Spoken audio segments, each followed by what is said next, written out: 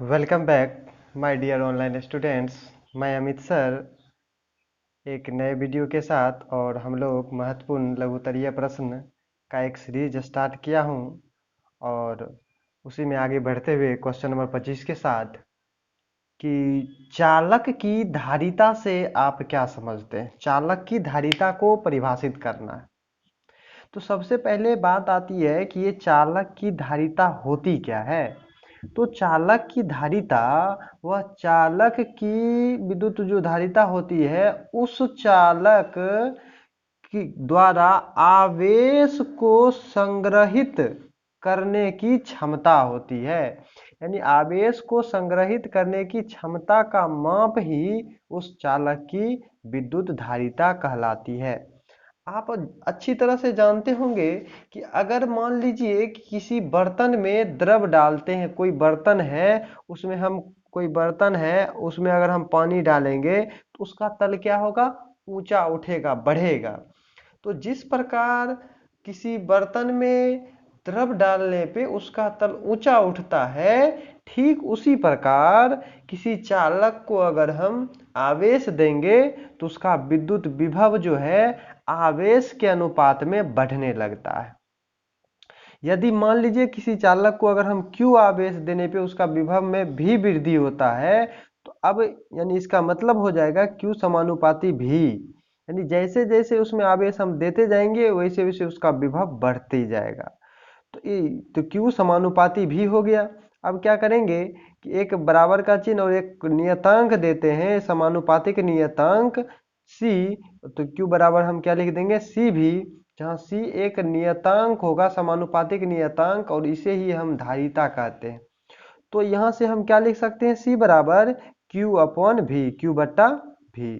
Important formula है, इसे दोस्त याद रखेंगे, C बराबर Q बाय V।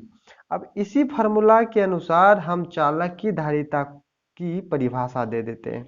वह क्या हो जाएगा कि किसी चालक में विभव में, नीचे वाले को हम कई बार बता चुके हैं कि नीचे वाले को आप इकाई कर दो, तो किसी चालक की विभव में इकाई वृद्धि करने के लिए आवश्यक आवेश को, यानी 1 वोल्ट बढ़ाने के लिए कितना कूलम हमको आवेश देना होगा, उसे ही हम चालक की धारिता कहते हैं। अब बात कर लेते हैं कि ये चालक का एसआई मात्रक क्या होगा।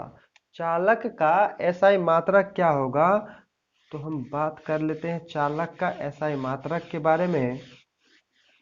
हम निकाल सकते हैं चालक का एसआई मात्रक। अब चालक का धारिता C बराबर क्या हो गया, Q बट्टा V। अब एसआई मात्रक का अगर बात कर लें तो क्या हो जाएगा, Q का हो जाता है कूलम और V का हो जाता है वोल्ट। तो हम क्या लिखेंगे, कूलम कूलम प्रति वोल्ट, संकेत हो जाएगा कूलम प्रति वोल्ट। अच्छा, कूलम प्रति वोल्ट को ही हम फैराड भी कहते हैं, फैराड F। तो चालक की धारिता का मात्रक हो गया कूलम प्रति वोल्ट या फैराड। अगर हम बीमा का बात करें, इसका बीमा क्या होगा, तो हम Q का बीमा जानते हैं, बीमा C बराबर बीमा हम निकाल सकते हैं। तो Q का बीमा क्या हो जाता है, AT। अगर आपको विभव का बीमा नहीं याद है तो V बराबर W बाई Q जरूर याद होगा। तो यहाँ से हम क्या कर लेंगे, W कार्य होता है और कार्य का बीमा ML2T-2 और Q का बीमा AT। तो क्या हो जाएगा, ML2T-2 और बट्टा AT। तो ये T ऊपर चल जाएगा तो क्या हो जाएगा, A2T2, ये ऊपर चला गया। अब बट्टा में ML2T-2। अब सबको एक साथ हम लिख देते हैं, T2 सबको एक साथ लिख देते हैं। तो M ऊपर जाएगा तो -1, L ऊपर जाएगा तो -2, T-2 ऊपर में जाएगा, +2 पहले से है तो T4 और A2। प्रश्न संख्या 26 है कि किसी चालक की धारिता को प्रभावित करने वाले कारक को लिखें। अब किसी चालक की धारिता निम्नलिखित कारकों पर निर्भर करती है। सबसे पहला कारक है चालक का आकार। आप जानते हैं कि चालक जितना बड़ा होगा उतना वह उसकी धारिता अधिक होगी। बर्तन जितना बड़ा होता है वह द्रव को ज़्यादा ज़्यादा मात्रा में वह स्टोर करेगा।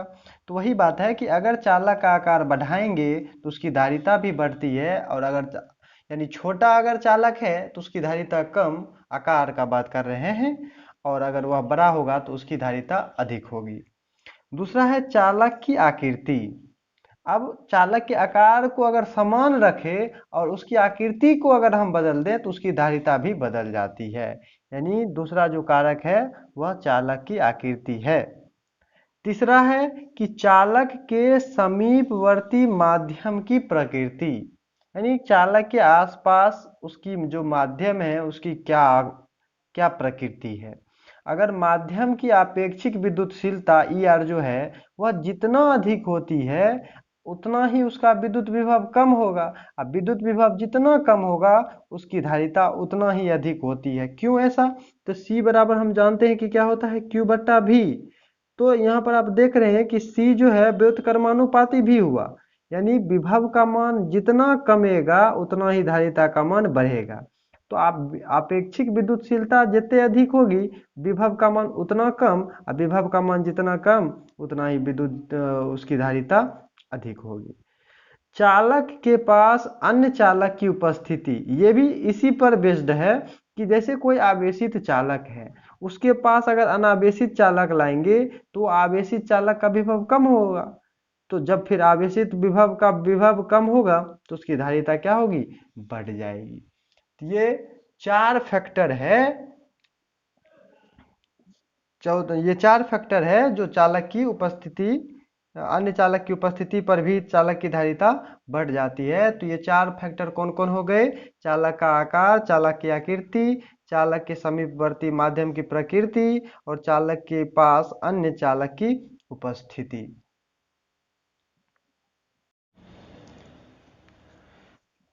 क्वेश्चन नंबर 27 है कि सिद्ध कीजिए कि गोलीय चालक की धारिता उसकी त्रिज्या के अनुक्रमानुपाती होता है। अब गोलीय चालक की धारिता सिद्ध करनी है कि वह त्रिज्या के अनुक्रमानुपाती है, तो सबसे पहले हम लोग मान लेंगे कि निर्वात में एक R त्रिज्या का एक गोलीय चालक स्थित है। तो हम मान लेते हैं कि निर्वात में यह एक R त्रिज्या का, ये उसका केंद्र O हो गया और इसकी त्रिज्या ये R त्रिज्या का एक गोला स्थित है। अब इसे +Q आवेश दिया जाता है। अब इस गोलीय चालक को हम +Q आवेश देते हैं, तो चूंकि यह चालक है तो इसको अगर हम आवेश देंगे तो यह आवेश जो है चालक होने के कारण +Q आवेश गोले के बाह्य पृष्ठ पर एक समान रूप से फैल जाएगा।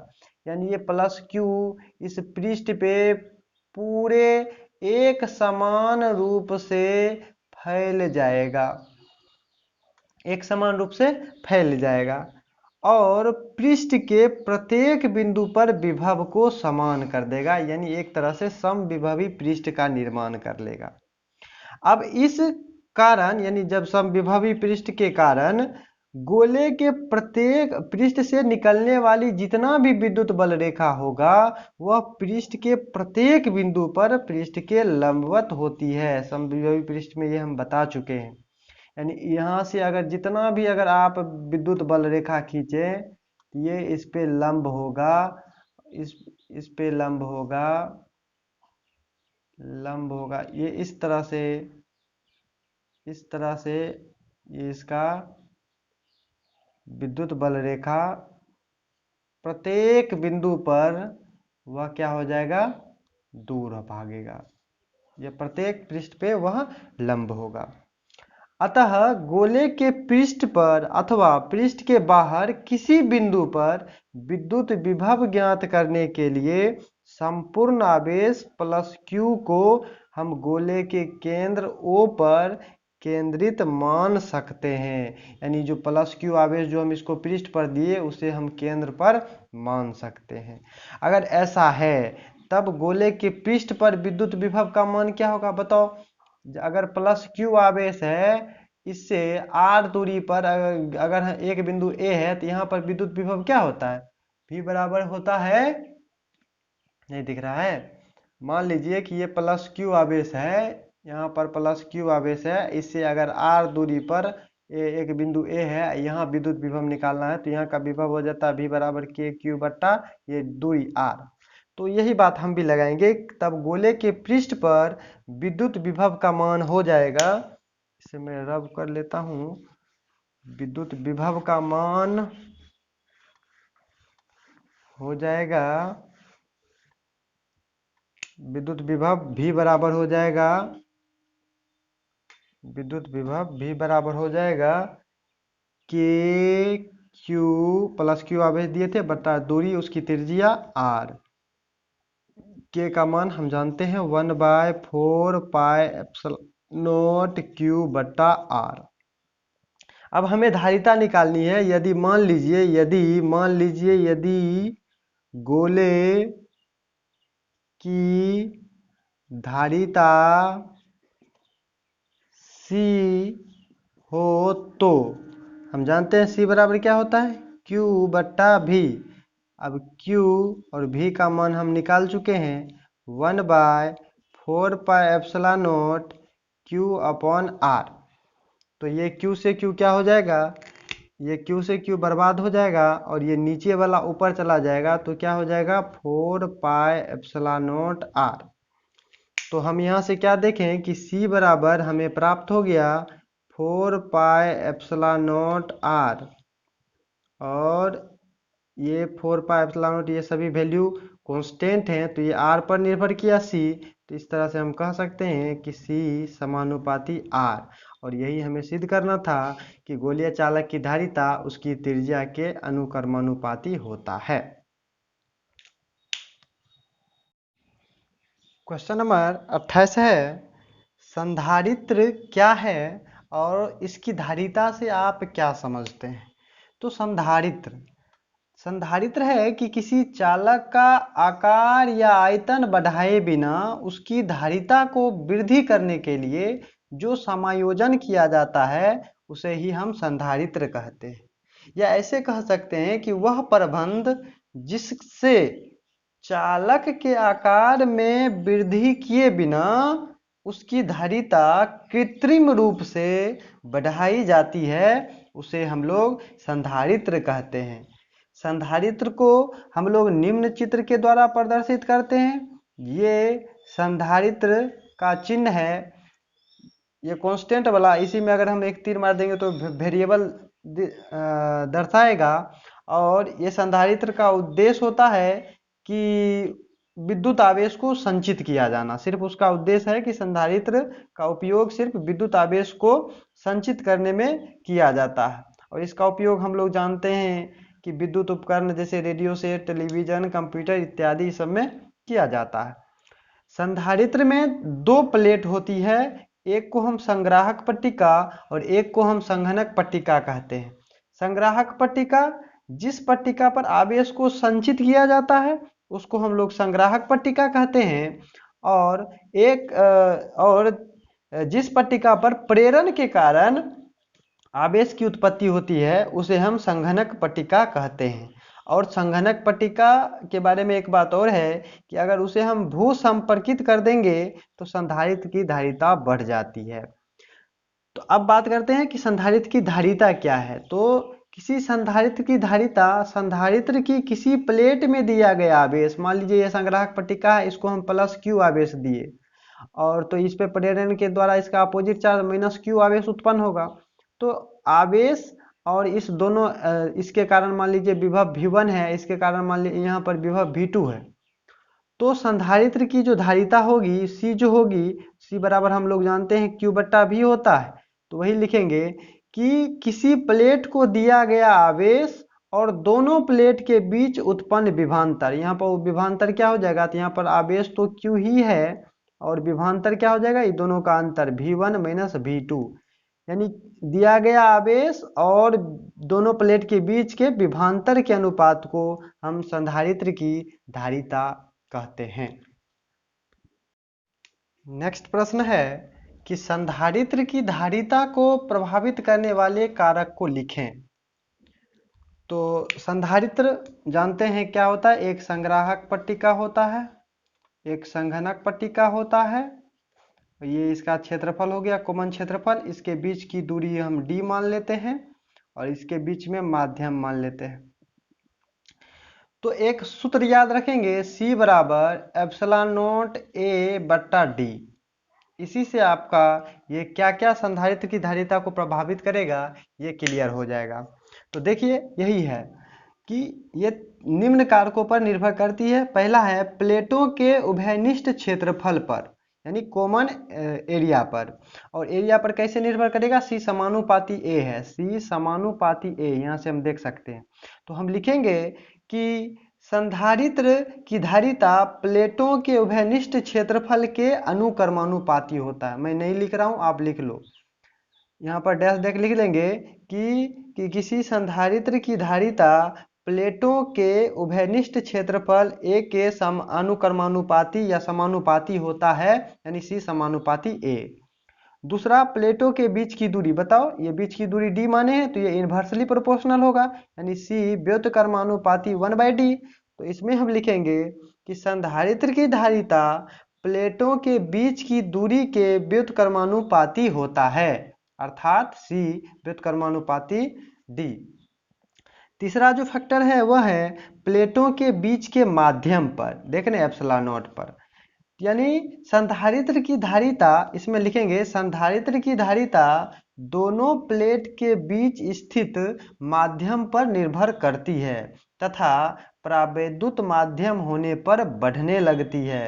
यदि माध्यम का परावैद्युतांक मान लीजिए ER है तो वह उसकी जो धारिता होगी वह ER के समानुपाती होगी, यानी C समानुपाती ER या E0 अगर निर्वात है तो E0। ये तीन कारक पर निर्भर करती है। क्वेश्चन नंबर 30 है, परावैद्युत और परावैद्युत का ध्रुवण से आप क्या समझते हैं। परावैद्युत अंग्रेजी में इसे डाइइलेक्ट्रिक कहते हैं। परावैद्युत वे पदार्थ होते हैं जो अपने में से विद्युत प्रवाहित नहीं होने देते किंतु विद्युत प्रभाव का प्रदर्शन करते हैं। परावैद्युत में जो है वह मुक्त इलेक्ट्रॉन घनत्व बहुत कम होता है, इसीलिए वह विद्युत प्रवाहित नहीं करते हैं।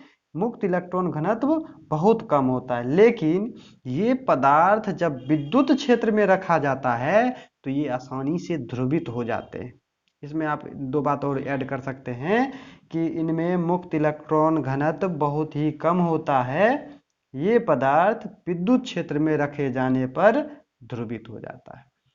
तो परावैद्युत का ध्रुवण क्या कहलाएगा, तो विद्युत क्षेत्र में लगाए जाने पर अध्रुवीय परावैद्युत के अणु के धनावेश के केंद्र और ऋणावेश के केंद्र विस्थापित हो जाता है और उसी क्रिया को हम परावैद्युत का ध्रुवण यानी पोलराइजेशन ऑफ डाइइलेक्ट्रिक कहते हैं। तो आज के लिए इतना ही, धन्यवाद। आप लोग चैनल को सब्सक्राइब करें, लाइक करें। और एक काम और कि आप लोग ये वीडियो कहाँ से देख रहे हैं और आपका क्या नाम है, कृपया अपना नाम कमेंट करें। धन्यवाद।